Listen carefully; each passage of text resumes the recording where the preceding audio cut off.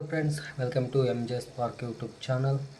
ಇವತ್ತಿನ ಈ ವಿಡಿಯೋದ ವಿಷಯ ಏನೆಂದರೆ, ಸೊಸೆ ಮತ್ತು ಮಗಳಿಗೆ ಮಾತ್ರ ಸಿಗುತ್ತಾ ಗೃಹಲಕ್ಷ್ಮಿ ಹಣ ಇನ್ನು ಮುಂದೆ, ಅಥವಾ ಅತ್ತೆಗೂ ಸಿಗುತ್ತಾ?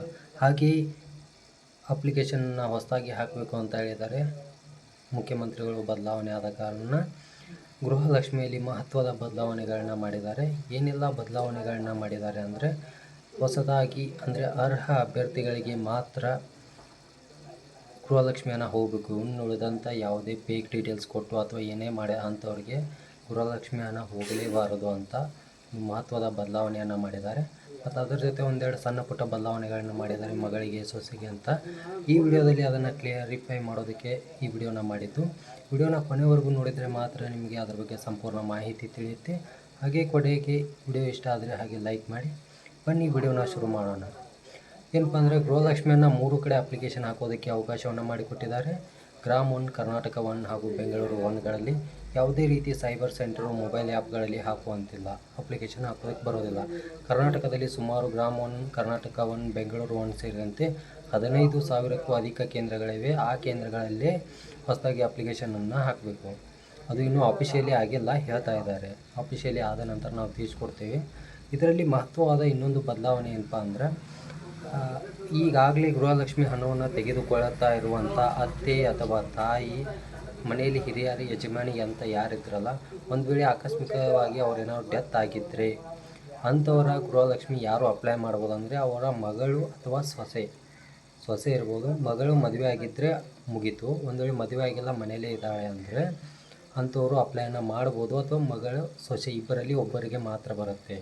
ಒಂದು ಮನೆಯಲ್ಲಿ ಸೊಸೆ ಮತ್ತು ಮಗಳು ಇದ್ದಾರೆ ಅಂದರೆ ಆ ಮನೆಯಲ್ಲಿ ಒಬ್ಬರಿಗೆ ಬರುತ್ತೆ. ಕನ್ಫ್ಯೂಸ್ ಆಗ್ತಾ ಇದೆ ಅಂತ ಗೊತ್ತು ನಿಮಗೆ, ಕರೆಕ್ಟಾಗಿ ಹೇಳ್ತೀನಿ ನೋಡಿ. ಮಗನ ಮದುವೆ ಆಗಿರುತ್ತೆ, ಮಗಳಿಗೆ ಇನ್ನೂ ಮದುವೆ ಆಗಿರಲ್ಲ, ಆ ಮನೆಯಲ್ಲಿ ತಾಯಿ ಇರೋದಿಲ್ಲ. ಅಂಥವರಲ್ಲಿ ಇಬ್ಬರು ಇರ್ತಾರೆ ತಾನೇ, ಮಗಳು ಮತ್ತು ಸೊಸೆ. ಅಂಥವ್ರು ಇಬ್ಬರಲ್ಲಿ ಒಬ್ಬರು ಅಪ್ಲೈನ ಮಾಡಬೇಕು. ಕಡ್ಡಾಯವಾಗಿ ಅವರು ಆ ರೇಷನ್ ಕಾರ್ಡಲ್ಲಿ ಇರಲೇಬೇಕು. ಅಂಥವರು ಅಪ್ಲಿಕೇಶನನ್ನು ಹಾಕೋದಕ್ಕೆ ಸಾಧ್ಯ. ಇಬ್ಬರು ಇದ್ದಾರೆ ಅಂದರೆ, ಮಗಳು ಸೊಸೆ ಒಂದೇ ಮನೆಯಲ್ಲಿದ್ದಾರೆ ಅಂದರೆ ಇಬ್ಬರಿಗೂ ಹಣ ಬರೋದಿಲ್ಲ.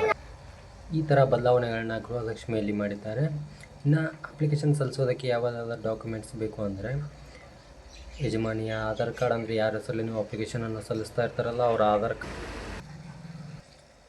ಯಜಮಾನಿಯ ಆಧಾರ್ ಕಾರ್ಡು, ಹಾಗೆ ರೇಷನ್ ಕಾರ್ಡು, ಇನ್ಕಮ್ ಕಾಸ್ಟು, ಗಂಡನ ಆಧಾರ್ ಕಾರ್ಡು, ಒಂದು ವೇಳೆ ತಂದೆ ಇದ್ದರೆ ತಂದೆ ಆಧಾರ್ ಕಾರ್ಡ್, ಅಂದರೆ ಮದುವೆ ಆಗಿರೋ ಮಗಳು ಅಂತ ಹೇಳಿದೆಯಲ್ಲ ಅವ್ರಿಗೆ ತಂದೆಯ ಆಧಾರ್ ಕಾರ್ಡ್, ಹಾಗೆ APL ಅಥವಾ BPL ರೇಷನ್ ಕಾರ್ಡ್ ಯಾವುದಿದೆಯಲ್ಲ ಕಂಪಲ್ಸರಿ ಇರಲೇಬೇಕು.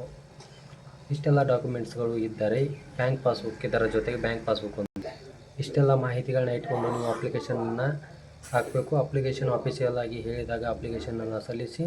ಇನ್ನೂ ಅಪ್ಲಿಕೇಶನ್ ಆಫೀಷಿಯಲ್ ಆಗಿ ಬಿಟ್ಟಿಲ್ಲ. ಹೀಗಾಗಿ ಯಾರೂ ಗ್ರಾಮ್ 1, ಕರ್ನಾಟಕ 1ಗಳಿಗೆ ಹೋಗಿ ಅಪ್ಲಿಕೇಶನ್ ಹಾಕಿ ಅಂತ ನೀವೇನೆಲ್ಲದಕ್ಕೆ ಹೋಗ್ಬಿಡಿ. ಅಪ್ಲಿಕೇಶನ್ ಬಿಟ್ಟಾಗ ಅವರೇ ಹೇಳ್ತಾರೆ, ಎಲ್ಲರಿಗೂ ಗೊತ್ತಾಗುತ್ತೆ. ಆ ನಂತರ ನೀವು ಅಪ್ಲಿಕೇಶನನ್ನು ಹಾಕ್ಕೊಳ್ಬೋದು. ಈ ಮಾಹಿತಿಯಲ್ಲಿ ಏನಾದರೂ ನಿಮಗೆ ಸರಿಯಾಗಿ ತಿಳಿದಿಲ್ಲ ಅಂದರೆ ಕಮೆಂಟ್ ಮಾಡಿ ತಿಳಿಸಿ. ನಾನು ನಿಮಗೆ ಸರಿಯಾದ ಮಾಹಿತಿಯನ್ನು ತಿಳಿಸೋದಕ್ಕೆ ಪ್ರಯತ್ನ ಮಾಡ್ತೀನಿ.